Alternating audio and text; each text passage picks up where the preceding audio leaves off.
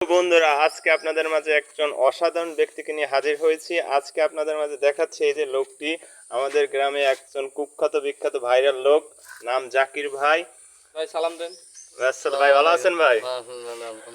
ভাই আপনি এখন যাচ্ছেন কই ভাই? এই তো আইছি কোথায় যাচ্ছেন ভাই? মাত্র।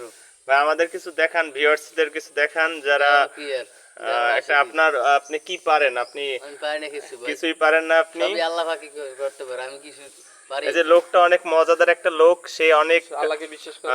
সে নামাজ কালামও পড়ে, তার জন্য সবাই দোয়া করবেন। তার শরীর ভাই, অসুস্থ, আপনি কেন টাক সে যেন হইছেন? তাড়াতাড়ি সুস্থ হয়ে যায়, তার জন্য তাড়াতাড়ি সবাই দোয়া করবেন।